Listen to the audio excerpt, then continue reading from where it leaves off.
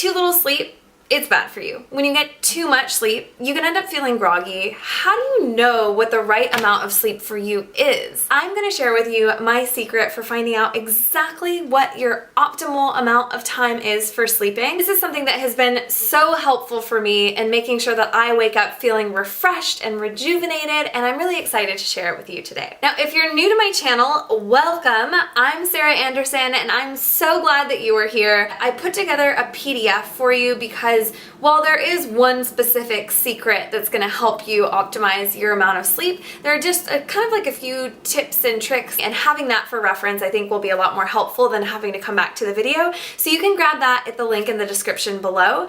And if you aren't subscribed, subscribe. It really helps my channel, and hit the bell so you don't miss out on any future videos. The first thing that we want to talk about when we talk about sleep is REM, which stands for rapid eye movement.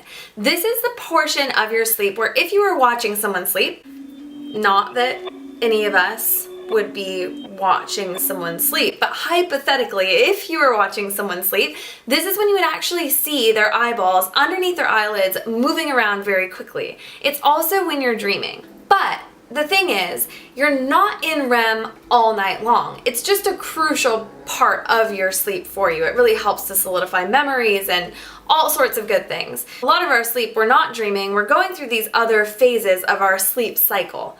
There are 3 different phases before you get to REM. There's phase 1, which is when you're lightly asleep, very easy to wake up, just kind of in this more drowsy phase. There's phase 2, when you're a little bit more solidly asleep. There's phase 3, when you're in your deepest sleep, and then you get to REM, which is when you're dreaming.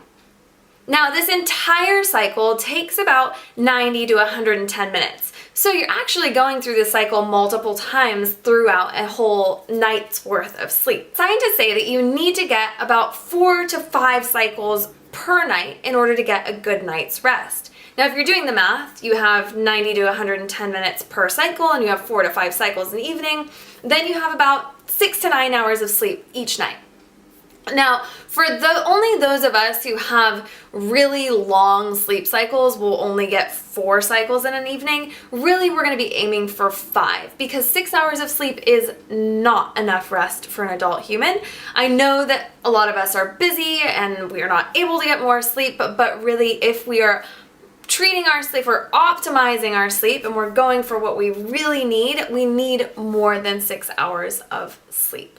So we're gonna be aiming for probably around 5 cycles. Okay, so now that you know that you're shooting for about 4 to 5 cycles over 7 to 9 hours, here's where it gets a little tricky. This is the big secret here. You want to make sure that you do not wake up during REM. It's really important, because if you've ever had the experience of being woken up right in the middle of a dream, you feel so groggy, and the crazy part is you can actually feel more awake if you wake up right before that REM cycle than if you get woken up during it. So the whole point here is to avoid getting woken up during a REM cycle. Optimally, what we really want to do is wake up right after that REM cycle, because that's when it's easy for us to be woken up. What we're going to be doing from here on out is learning how we can track our own patterns so that we are able to avoid waking up during REM in the future, so that we can wake up feeling refreshed and rejuvenated. So the way that we do this is we're going to start with the general estimates first. So if the average sleep cycle is about 100 minutes and we need about 5 per night, then that's about 500 minutes of sleep each night, which works out to 8 hours and 20 minutes of sleep. So if you were going to be starting this tonight, then what I would do is I would set my alarm for 8 hours and 20 minutes from when I'm getting into bed. But actually, one more thing is that when you're doing this, you want to make sure to take into account how long it takes you to fall asleep, because that's different for everyone. For me lately, it's been about 15 minutes to fall asleep. So if I were doing this tonight, then I would set my alarm for 8 hours and 35 minutes from when I'm going to bed. Now, once you do that, this is when you're going to start to just pay attention to what you experience. So when you wake up the next day, see, do you feel more groggy or less groggy, or did you wake up in the middle of a dream? And you need a few days of this in order to really be able to tell, because one day something could be off. So you want to have a few days to just see how the experience is with that amount of sleep, and then if you need to, make adjustments from there. For example, for me, when I was doing this, I think I set it for like 8 hours, and I noticed that I actually was waking up a little bit before, and I was back into a deeper sleep and then dreaming again when my alarm would go off at 8 hours. So I set it like 15 minutes earlier. And that was still like, that still wasn't right, so I just did it 15 minutes earlier, and then eventually I landed on what my optimal sleep time is, which is about 7 hours to 18 to 7 hours, 7 hours and 18 to 7 hours and 28 minutes. Yeah, and I would also say that it's really important to make sure that you have a regular sleep schedule and that you're not making any other changes while you're experimenting, because this is an experiment, and if you introduce a bunch of different variables at once, it's going to be really difficult for you to be able to tell what's working and what's not working.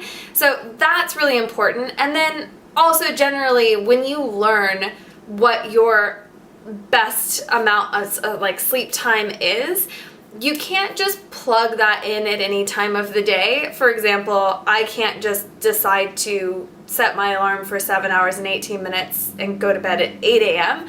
It really does matter what time you're going to bed, and there are so many different things that I have so many more things that I could tell you about how to get the best night's rest and how to wake up feeling well rested, but this video is really about finding your best amount of time to sleep each night. And I think that's really important and a really good baseline for you to start. So we'll start there, and be sure to grab the PDF in the description below so that you can use that as you're tweaking your own sleep. And if you have any other questions about sleep, feel free to pop those below in the comments. I'm happy to answer them. And I would really love to know your experience if you try this out and see how it works for you. That is it for me today. I hope that you all have a wonderful rest of your day and a great night's sleep tonight.